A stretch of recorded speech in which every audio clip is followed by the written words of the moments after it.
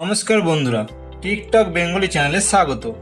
আর কিছুদিনের মধ্যেই বিশ্বের সব থেকে ছোট ফরম্যাটের লিগ টি-20 ওয়ার্ল্ড কাপ শুরু হতে চলেছে। 1 জুন থেকে শুরু হচ্ছে টি-20 ওয়ার্ল্ড কাপ।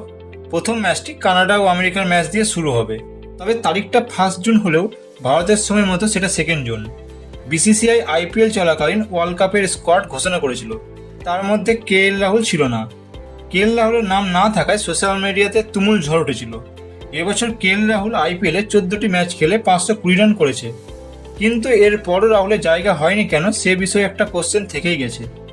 টি-20 ওয়ার্ল্ড কাপ স্কোয়াডে জায়গা করে নিয়েছে সঞ্জু স্যামসন ও ঋষভ পান্ত। টানা 1 বছর পর ঋষভ পান্ত ইন্ডিয়ার টিমে ফিরে এসেছে। ঋষভ পান্ত 2024-এর আইপিএলে তার সেই পুরনো ছন্দেই খেলছে কিন্তু। অন্যদিকে সঞ্জু স্যামসন একা হাতে রাজস্থানের হয়ে টপ 4-এ জায়গা করে নিয়েছিল। আইপিএলে এবছর 15টি ম্যাচ খেলে 531 রান করেছে সঞ্জু স্যামসন। কে.এল. রাহুল বিগত 3-4 বছর ধরে ইন্ডিয়ার হয়ে ওডিআই, টেস্ট, ওয়ানডে বলতে পারা যায় সব ফরম্যাটেই খেলেছে।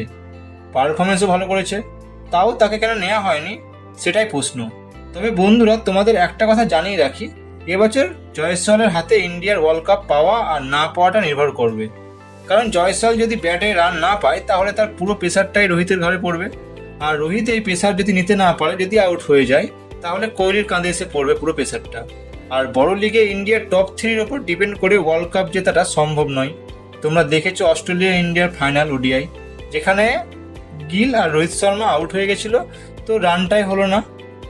রাহুল আর কোহলি একটু রান করে, কিন্তু রাহুল যে স্ট্রাইক রেটে খেলেছিল, তো সেই স্ট্রাইক রেটে রানটা হয়নি বললেই চলে। তাই টপ 3 রান করাটা খুবই জরুরি।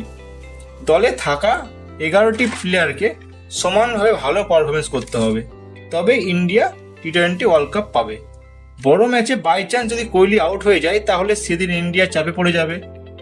তাই স্কাই, ঋষভ পান্ত ও হার্দিক পান্ডিয়া মিডিল অর্ডারকে এবছর দায়িত্ব নিয়ে প্রতিটি ম্যাচেই ভালো পারফরমেন্স করতে হবে। তবে ভারতের জন্য সুখবর, 2024-এর আইপিএলের চ্যাম্পিয়ন টিম কলকাতা নাইট রাইডার্সের হেড কোচ গৌতম গম্ভীর এবছর 2024 টি-20 ওয়ার্ল্ড কাপ ইন্ডিয়ার হেড কোচ হয়েছে, যেটা গম্ভীরের ফ্যানরা অনেকদিন থেকেই আশা করেছিল।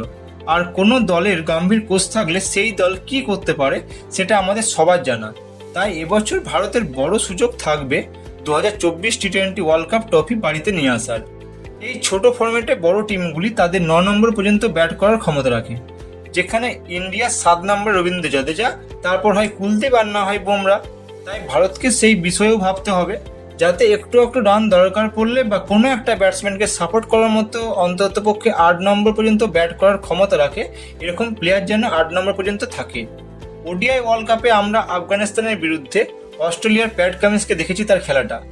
একদিকে ম্যাক্সওয়েল বাউন্ডারি মারছিল 6-4, আর অন্যদিকে প্যাট কামিন্স 68 বলে 12 রান করে অপরাজিত ছিল।